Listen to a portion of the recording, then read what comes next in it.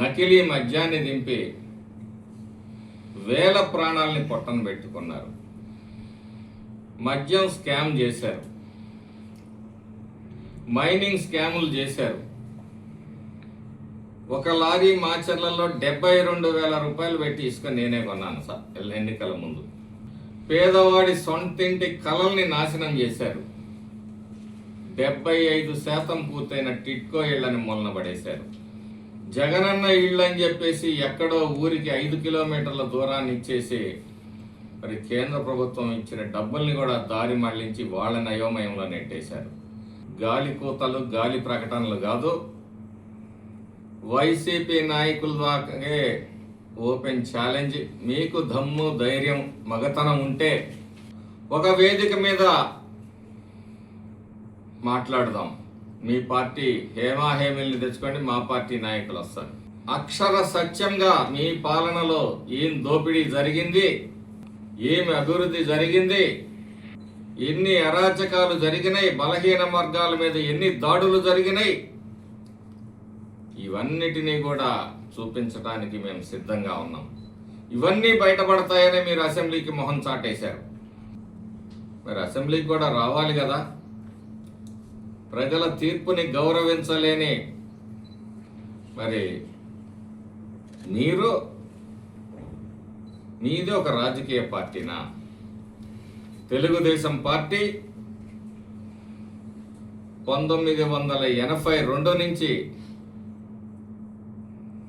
అధికారంలో ఉన్నా అధికారంలో లేకపోయినా నిరంతరం ఎన్టీ రామారావు గారు కానీ, చంద్రబాబు నాయుడు గారు కానీ ప్రజా సమస్యల మీద ప్రతిపక్షంలో ఉన్న రోజు కూడా నిద్రపోలేదు. పోరాటం సాగిస్తూనే వచ్చారు, ప్రజల తరఫున నిలబడుతూనే వచ్చారు. ఖచ్చితంగా ఎప్పుడైనా చర్చ, దేనికైనా సిద్ధం. నువ్వు చేసే అక్రమాలు అన్నీ కూడా ఆన్ రికార్డ్, అన్నీ కూడా నా దగ్గర సేకరించి పెట్టాం. దయచేసి నీ వయసుకు తగ్గట్టు నువ్వు ఈ చిల్లర రాజకీయాలు మానుకుంటే, ఈ చిల్లర చేష్టలు మానుకుంటే నీ పార్టీ కార్యకర్తలు, మీ తెలుగుదేశం నాయకులైనా సరే కొంచెం నమ్మే పరిస్థితి ఉంటుంది, నిన్ను నమ్మే పరిస్థితి ఉంటుంది. ఎందుకంటే ఇదే పోకడైతే ఎవరు నమ్మే పరిస్థితి నీకు ఉండదు. ఎందుకంటే ఎవరిని దగ్గర రాకుండా నువ్వు టోటల్గా మట్టి, లిక్కర్, గుట్కా దగ్గర నుంచి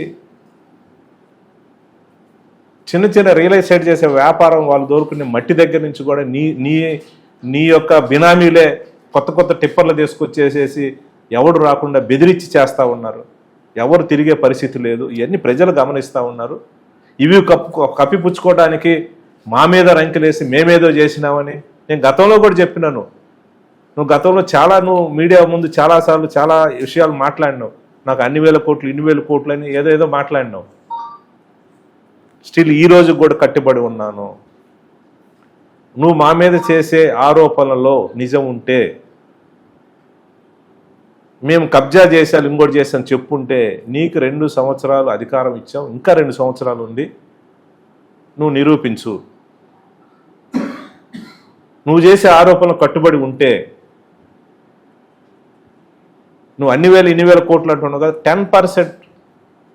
10% నాకు, మిగతాది నీకు ఎక్కడ కావాలో ఆడ సంతకాలు పెడతాం, మొత్తం నువ్వే తీసేసుకో. ఊరకనే గుడ్డగాల్సి మీదేసి నీ దందాలకి ఎవరు మాట్లాడకూడదు. అప్పుడప్పుడు నువ్వే ఒక వ్యూహం రచిస్తావు, ఒక గొడవ జరగటాన్ని నువ్వే స్క్రీన్ ప్లే అంతా నువ్వే రచిస్తావు.